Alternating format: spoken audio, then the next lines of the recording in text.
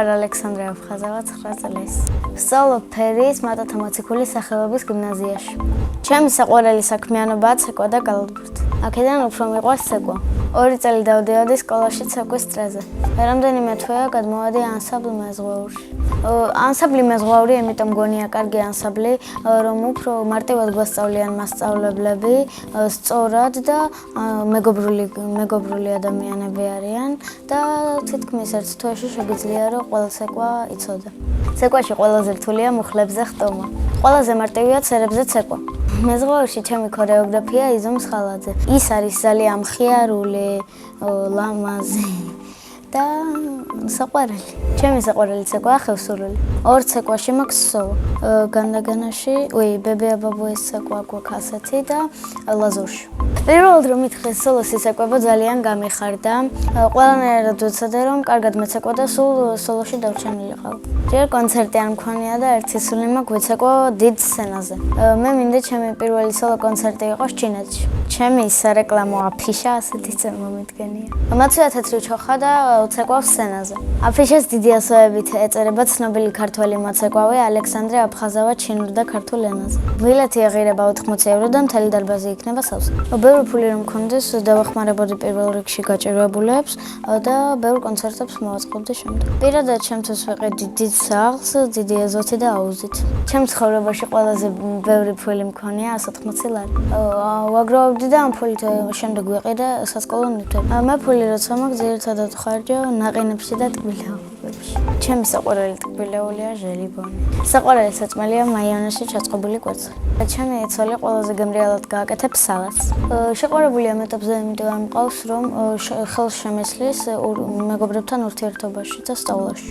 სალს რომ არ ვიყან ვიქნები 24 წლის. შვილებს დავარქმევ ალექსანდრეს, გიორგის, მარიამს და იონას. ჩემს დავარქმევ ანას.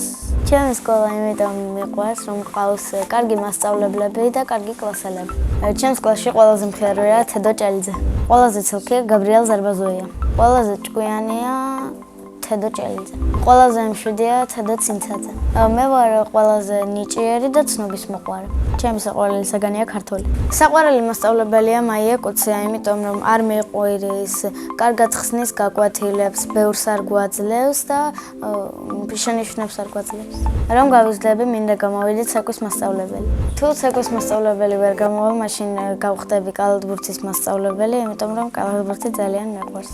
უკვე 2 წელია დავდივარ კალათბურთის წრეზე. მე ვთამაშობ ცენტრალური მცველის პოზიციაზე. პარკეტზე ჩემი მთავარი მოვალეობა პასების განაწილება. ჩემი საუკეთესო საკალათბურთო თვისებაა შორიდან სროლა. ყველაზე კარგი გამომდის სამქულიანების ჩაგდება. გამოსასწორებელი ის მაქვს, რომ ბევრ ჯარიმას ვიღებ. ჩემი საყვარელი კალათბურთელია მაიკლ ჯორდანი. საყვარელი გუნდია საქართველოს ნაკრები. ნაკრებში სიამოვნებით ვითამაშებდი 7 ნომრით. ახლა მინდა ვიყო 28 წლის, იმიტომ რომ მეყოლება შვილები, ლამაზი ცოლი და ვიქნები უფრო კარგი მოცეკვავი.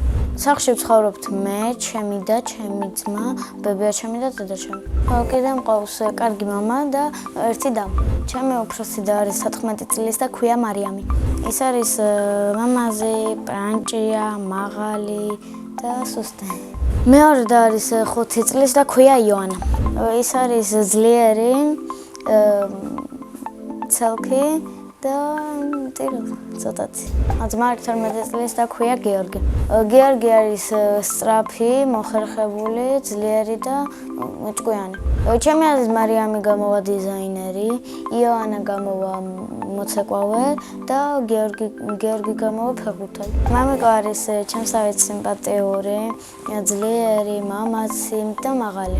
დედიკო არის მზრუნველი, ლამაზი, თბილი და ჭკვიანი. ბებე არის ახალგაზრდა, მხიარული და კარგი დიასახლის. მიყვარს კითხვა და ჩემი საყვარელი წიგნია ბიძია თომას ქოხი. ჩემი ოცნების საჩუქარია ჩინეთში წასვლის საგზური. წინა მონაწილემ დამიტოვა ასეთი შეკითხვა. ვისთან ერთად ვიცხოვრებდი უკაცრიელ კუნძულზე? მე უკაცრიელ კუნძულზე ვიცხოვრებდი დედასთან ერთად. შემდეგ მონაწილეს ვუტოვებ ასეთ შეკითხვას. რომელი სუპერძალა უნდა რომ გქონდეს? მე მაგალითად მინდა რომ მქონდეს სხვისი აზრების წაკითხვის სუპერძალა. ბედნიერება არის ცეკვა და მთელ ოჯახთან ერთად მოგზაურობა. მე ვარ ბედნიერი ადამიანი.